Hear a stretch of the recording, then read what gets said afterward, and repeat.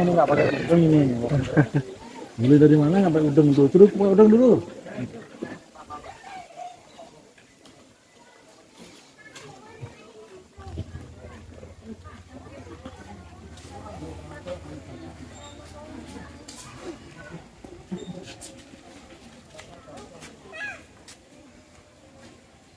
Ini ada Om Slamet sedang memberikan persembahan kepada leluhur.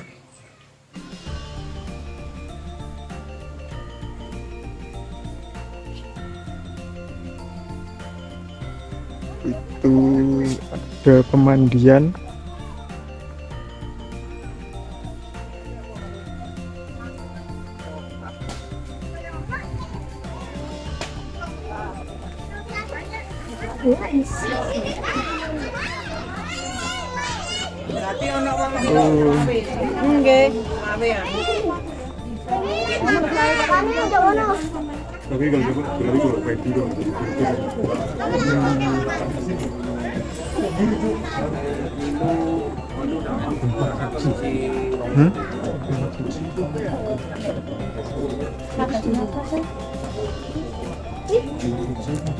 Tempat suci. Oh, ini mungkin sumbernya.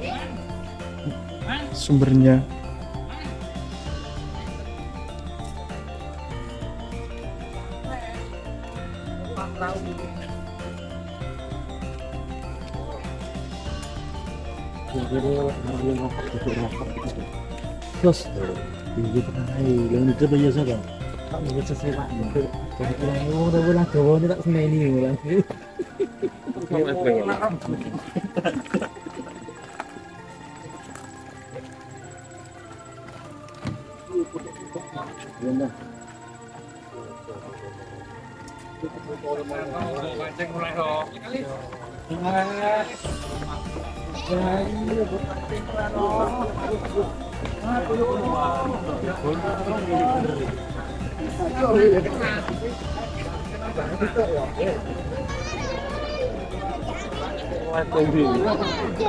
Buatan live nih, dokumentasi. Nanti akan ditayangkan di YouTube. Terus pak. Langsung dan channel langsung.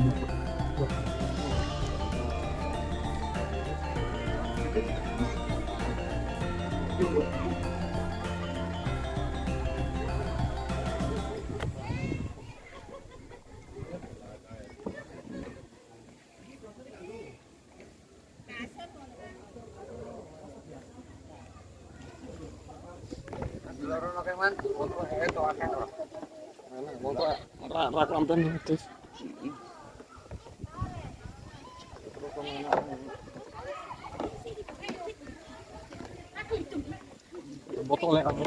Karena masih ada kan sama tapi ono.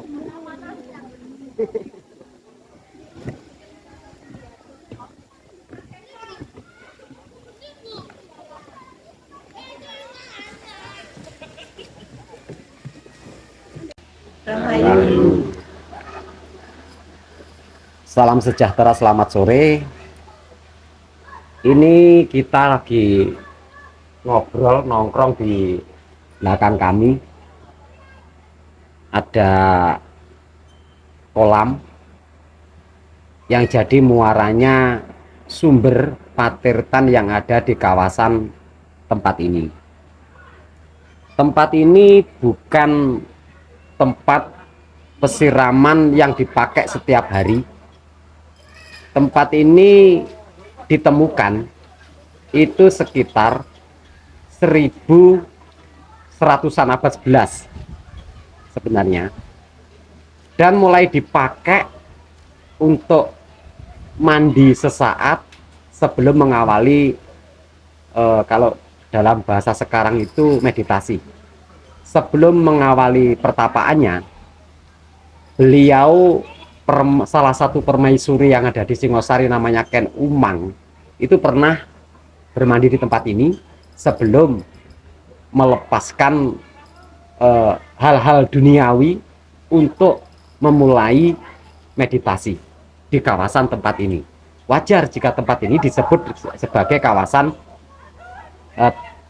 Tirtomoyo adalah tirta itu air untuk membersihkan sesuatu yang berasal dari hal-hal duniawi untuk menuju ke dimensi maya.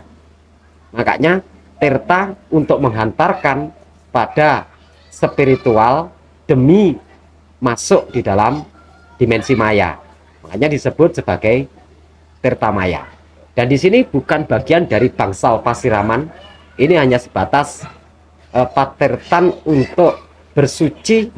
Kalau dalam bahasa Sanskerta, kawasan ini disebut dengan kawasan palukatan. Betul. Ini palukatan ya. Untuk lukat, untuk membasuh hal-hal yang bersifat kenapsuan demi memulai melakukan pertapaan. Tetapi yang sering melakukan meditasi di tempat ini bukan permaisuri, bukan beliau Ken Dedes, tetapi di sini permaisuri yang lain, yaitu Ken Umang, yaitu permaisuri, salah satu permaisuri yang ada di Singosari di sini. Jadi bukan patirtan ini tidak dipakai setiap hari, tetapi hanya dipakai untuk mandi hanya waktu-waktu tertentu gitu. Hanya disebut dengan Sendang Tirtomoyo. Ya kalau sekarang bahasanya sumber gentong gitu ya. Kenapa? Ya karena ketika ditelisik, ketika diteliti, nah, sumber di sini itu sebelum ditampung di permukaan seperti luber seperti ini menjadi sendang yang dijadikan wahana wisata seperti ini, sebenarnya ada tampungan sebelum ini dikeluarkan, ada tampungan di apa itu, di dalam air itu memang menyerupai genangan yang nggak nampak di permukaan. Ketika ditelusuri masuk ke dalam, ini memang ada seperti gentong gitu ya umpamanya. Ya itu. Jadi monggo silahkan kalau yang mau melepas kepenatan alam pikir untuk menjeda aktivitas, bisa nongkrong di tempat ini, tepatnya di Kabupaten Malang, di kawasan bersebelahan dengan kawasan Araya, dan disinilah letak dari sumber gentong Tirta Maya atau patirtan untuk menghantarkan pada dimensi-dimensi tertentu atau mandi demi memulai meditasi gitu maknanya Tirta Maya itu. Oke. Ya inilah kami dengan kebersamaan kami yang dipertemukan dengan keluarga Malang Raya, antara keluarga Banyuwangi dan keluarga Malang. Di sini ada beberapa saudara yang di lokal Malang, ada Om Ame, Mbak Nila, dan ada berikut generasi juniornya juga ikut untuk menikmati panorama di sini. Jadi objek wisata di sini, objeknya itu pemandian ya, tentu. Lalu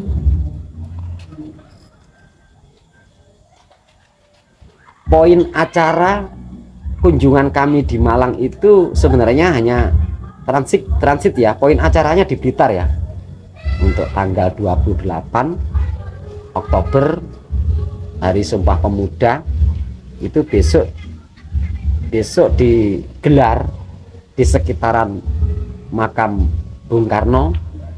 Itu kita mau menghadiri acara di sana. Oleh karena itu kami sengaja untuk menyempatkan diri transit di Kota Malang, juga menambal rasa kangen dengan keluarga di Malang, sekaligus menyempatkan diri untuk mengisi menjelang senja saat ini dengan acara ya nyantai bareng seperti ini. Tuh barusan Mama, kami secara pribadi menelisik sejarah di sini, ya itulah yang barusan saya ceritakan. Di sini itu bukan patertan yang setiap saat dijadikan mandi waktu itu, hanya saat-saat tertentu, karena di tempat ini sebenarnya ada sesuatu yang sudah mulai hilang. Ada batu untuk tempat meditasi. Nah, batu tersebut dipakai untuk melakukan pertapaan itu dalam tujuan apa? Sebenarnya tujuannya untuk melepas, bukan untuk mencari. Jadi di tempat ini untuk melepas.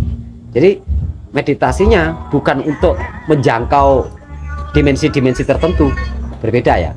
Kalau bertapa meditasi untuk menjangkau tertentu, kita terbawa mengikuti pergerakan energi hingga terbawa pada dimensi yang berikutnya.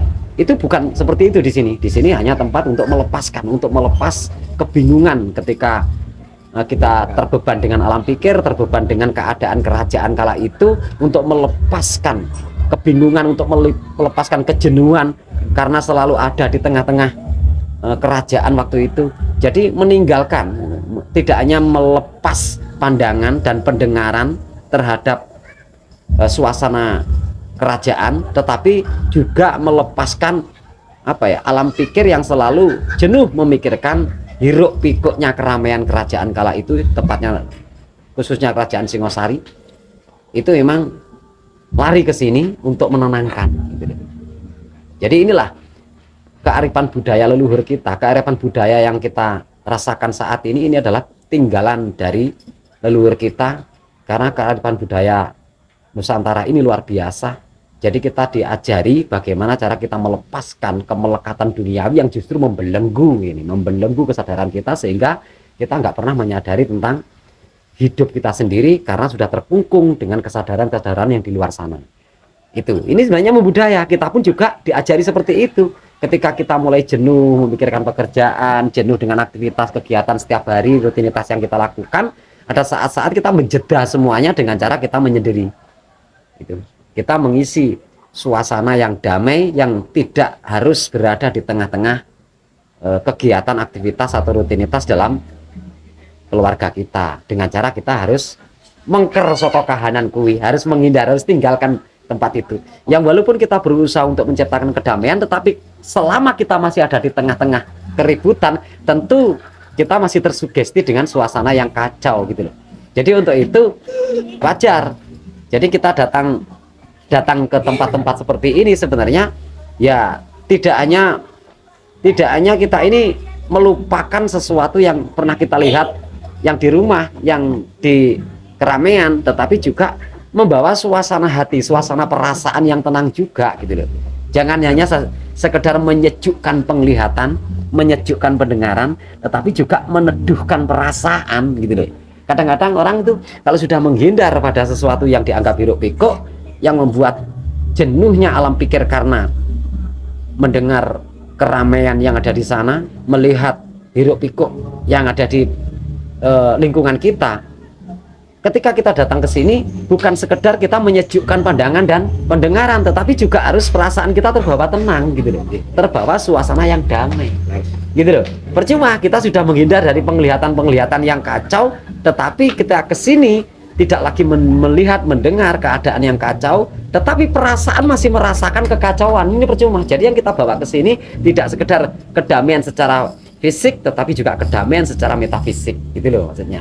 Jadi di tempat-tempat seperti ini, dengan ketenangan yang ada di tempat ini, yang membuat perasaan kita terbawa tenang, penglihatan alam pikir juga terbawa tenang, sehingga totalitas di tempat yang tenang ini bisa menggravitasi, bisa membawa kita untuk bersinergi dengan kawasan yang tenang di tempat ini, gitu maksudnya. Jadi barusan sebelum kita merapat menentukan satu titik yang kita jadikan untuk ngobrol seperti ini, tadi sudah hunting lokasi di setiap penjuru. Kami melepas penglihatan. Ternyata saya melihat masih ada beberapa yang duduk tenang di sini, artinya duduk dalam dimensinya gitu. Jadi ya inilah kita sebenarnya. Leluhur kita itu nggak pernah menutup diri, nggak pernah merahasiakan posisi pertapaannya sebenarnya. Kenapa kita nggak bisa melihat lokasi atau tempat pertapaan para beliau itu? Ya karena mata kita itu nggak mampu melihat keberadaan beliau itu. Kalau beliau nggak pernah menyembunyikan, aku bertapa di sini, memposisikan tubuhku, aku pagari dengan kekuatan yang katanya kekuatan spiritual dan sebagainya. Enggak, saya nggak percaya itu. Itu loh. Jadi kalau masih menggendaki lapisan luar, masih menggendaki duniawi dengan tujuan untuk mengcover dirinya, gitu, membentengi posisi pertapaannya, itu kan sama halnya masih berpikir tentang kekhawatiran, gitu. Jadi ketika leluhur kita memulai melakukan pertapaan masih diiringi dengan perasaan khawatir, maka beliau ini gagal untuk menyatu di dalam kesejatiannya. Oleh karena itu nggak pernah leluhur kita itu lokasi pertapaannya dipagari karena khawatir, karena ragu, jangan-jangan nanti diganggu. Nggak seperti itu. Jadi total sudah melepaskan kekhawatiran, maka dengan keterlepasan dari kekhawatiran itu sebenarnya tidak ada yang disembunyikan posisi pertapaannya, cuman hanya keterbatasan mata kita melihat, karena penglihatan kita ini belum tentu menggunakan penglihatan yang sejati. Jelas nggak akan mungkin penglihatan yang tidak sejati untuk melihat sesuatu yang sejati, karena beliau pendahulu kita ini, leluhur kita ini melakukan pertapaan itu sebenarnya juga terbawa di dalam kesejatian di dalam dirinya, menyatu di dalam jati dirinya. Oleh karena itu, supaya kita bisa melihat leluhur kita dalam pertapaannya, dalam kesejatiannya, tentu dibutuhkan penglihatan yang sejati juga. Kalau mata kita itu masih kelilipan dengan gumlaring jagat gebiaring kahanan, maka mata kita pun akan terbatas untuk melihat kesejatian. Kita butuh penglihatan yang sejati untuk menyaksikan leluhur kita yang sudah menyatu di dalam kesejatiannya, gitu. Jadi sebenarnya nggak ada yang disembunyikan. Oh, dirahasiakan tempatnya, siapa yang merahasiakan, gitu loh. Nggak ada yang dirahasiakan. Kalau dirahasiakan kok merahasiakan pada generasinya, pada wangsanya, kan percuma, gitu loh. Karena apa? Karena leluhur kita selalu menghendaki pergerakannya, perjuangannya akan dilakukan, akan dilanjutkan supaya generasinya menyambung sejarah leluhur bangsa kita. Jadi dengan adanya beliau, leluhur kita mengakhiri tugasnya untuk mungkasi dalam mengemban titahnya ini dengan cara bertapa. Jadi awal pertapaannya itu nggak ada tujuan pengen moksa atau pengen bla bla bla, nggak ada tujuan. Cuman leluhur kita itu selalu berbisik pada hidupnya, jika tubuhnya masih diperkenankan untuk mengemban titah berikutnya, tentu tubuhnya masih dipakai dan masih ada, masih siap untuk dijadikan sarana pergerakan. Dan jika tubuhnya sudah saatnya untuk kembali pada cikal bakalnya, kembali pada unsur awalnya, berarti sudah cukup tubuhnya menjadi sarana pergerakan titah ini tadi. Kalau sudah cukup, sudah cukup jangkep oleh ngemban titah, tentu tubuhnya ini ya akan kembali sirep kertaning bumi, akan terserap pada dimensi semesta ini. Itu jadi nggak ada tujuan aku pengen menyerap kekuatan untuk membekali pergerakan berikutnya, itu nggak ada tujuan seperti itu. Itu loh, kenapa? Karena selama hidupnya diisi untuk berkarya demi bangsanya. Jadi ketika bertapa itu jangan salah. Kadang ada yang mengatakan katanya untuk melakukan penyerapan supaya menambal kelemahan-kelemahan, supaya kekuatan ini dihimpun kembali demi membekali pergerakan berikutnya. Nggak seperti itu. Karena pergerakan berikutnya ini bukan tugas leluhur kita, tetapi tugas kita. Jadi leluhur kita tugasnya untuk mengakhiri, untuk mungkasi titahe, untuk mengakhiri perjalanan sejarahnya. Beliau itu melakukan pertapaan untuk apa? Ya, untuk menyerahkan, untuk mempersembahkan totalitas pribadinya di hadapan semesta, untuk mempersembahkan. Kalau memang totalitas tubuhnya, totalitas pribadinya masih belum kembali pada dimensi semesta, berarti masih ada titah yang perlu dilakukan, masih ada titah, masih belum selesai dalam mengemban titahnya, sehingga alam pun tidak akan mengambil. Kenapa? Karena masih ada tugas gitu loh. Nah, ciri-ciri leluhur kita ketika masih belum selesai dalam mengemban tugasnya, walaupun sudah tua, beliau walaupun bertapa sekian puluh tahun, tetapi semesta tidak menghendaki untuk menerima pulangnya, tetapi justru semesta akan mensupport energinya untuk membekali pergerakan berikutnya. Itu artinya masih ada titah yang belum diselesaikan gitu loh. Satu contoh, Empu Prada ya, Empu Barada udah sepuh gitu loh, udah sepuh, padahal sudah punya putra, udah punya cucu kan. Empu Tamtular itu kan cucunya Empu Barada itu dalam peradaban Doho itu kan. Ini dititah, mengemban titah dari Sang Prabu Erlangga gitu loh. Jadi walaupun sudah tua, sering melakukan pertapaan-pertapaan, tetapi oleh karena titahnya belum selesai, ya harus mengemban titah untuk berikutnya yang walaupun sudah sepuh gitu loh. Nah, tatkala titahnya ini, karena kita sebagai manusia, seiring dengan leluhur kita juga sebagai manusia, ini kan nggak bisa mengukur titah ini sudah selesai apa belum. Kita nggak bisa mengukur kan. Ini ukuran standaritas, ukuran dalam titah itu sebenarnya alam semesta ini. Satu contoh kita ini, kalau kita ditanyakan apakah tugas kita selesai untuk membawa kehidupan di dunia ini, kita nggak tahu gitu loh. Kalau emang udah selesai, ya sudah, kita akan, alam punya rencana sendiri, punya cara sendiri untuk mengambil kita. Jadi kalau kita ditanyakan apakah tugas kita selesai, selama kita masih diberi kesempatan untuk hidup di dunia ini, berarti tugas ini belum selesai. Kalau memang sudah tugas ini sudah selesai, ya walaupun kita nggak mengetahui tentang tugas itu selesai atau tidaknya, ini sebenarnya itu kan sudah kehendak alam semesta. Tolak ukurnya bukan pada pikiran kita, tolak ukurnya bahkan bukan pada pribadi kita, tetapi semua itu atas kehendak semesta itu sendiri. Kita kembali pada Empu Barada itu tadi, walaupun sudah munduri sepuh, ya toh, beliau selalu gemar melakukan pertapaan-pertapaan itu untuk mengukur titahnya. Apakah pribadiku ini sudah cukup membawa titah, sudah selesaikah? Nah, ketika pertapaannya terbawa untuk kembali pada dimensi semesta, berarti disitulah titahnya sudah selesai, sudah cukup dalam mengemban titah. Tetapi ternyata alam semesta belum bisa menerimanya, berarti beliau akan turun dalam pertapaannya untuk melanjutkan, untuk menggenapi titah-titah yang belum terselesaikan. Ya enggak? Seperti itu.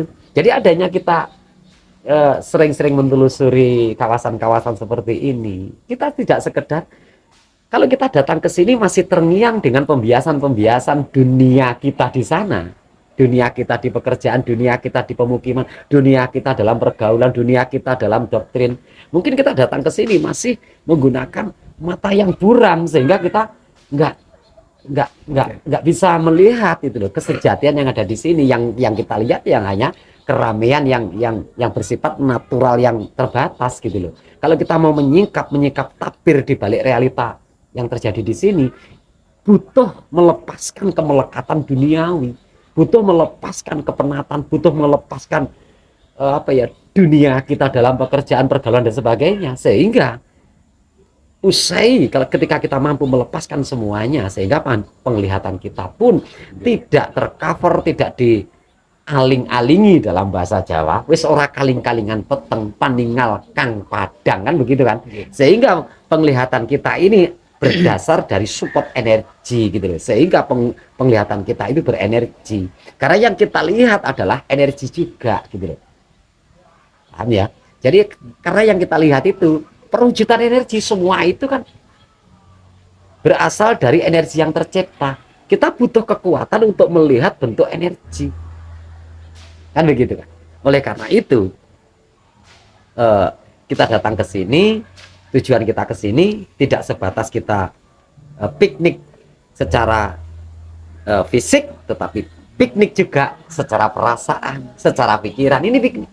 Jadi total gitu. Kalau kita datang ke sini hanya membawa tubuh, hanya membawa raga kita, perasaan masih di rumah, masih merasakan, pikiran kita masih tertinggal di rumah, masih memikirkan pekerjaan, memikirkan bla bla bla yang di luar sana. Berarti yang datang ke sini ya hanya sebagian materi fisik ini gitu loh. Metafisiknya, perasaan, pikirannya itu masih belum ikut ke sini. Yang membuat walaupun mata kita melihat, telinga kita mendengar tidak diiringi dengan kesejatian, tentu yang kita lihat bukan sesuatu yang sejati. Gitu loh. Karena di sini itu